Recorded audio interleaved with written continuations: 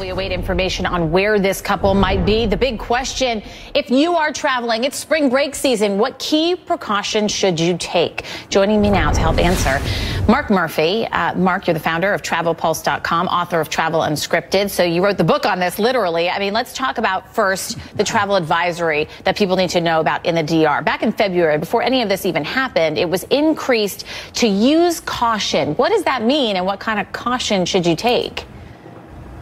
It's to be aware of your surroundings. I mean, the reality is pretty much any city you go to in the United States, pretty much anywhere you go in the world, you would consider it level 2. That just basically means be aware of your surroundings. Don't wander outside areas that you're unfamiliar with, and take usual precautions like you would if you were in New York City or Chicago or anywhere else.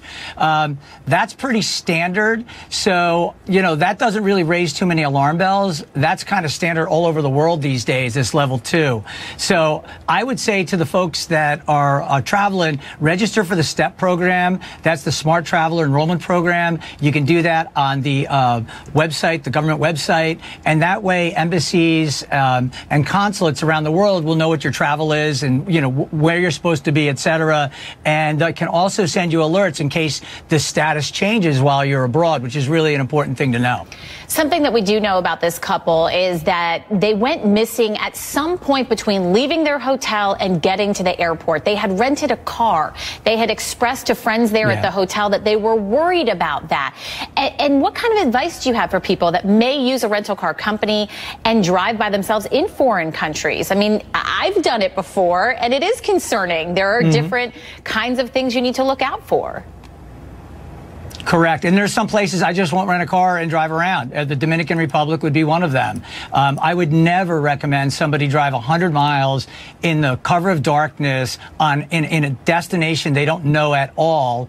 I don't know if this is the couple's first time there, but that would be the last thing I would have done. They could have easily booked through a travel agent an excursion with multiple people, which would amortize that cost.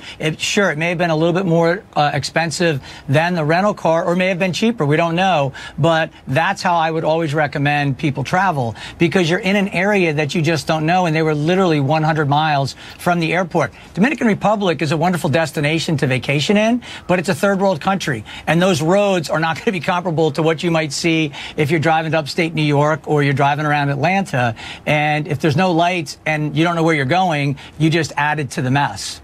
Yeah, it is something to look out for. The great idea there is register for the STEP program that I know you've already mentioned. People can find that information on the State Department website. Mark Murphy, thank you so much for your insight. We appreciate it.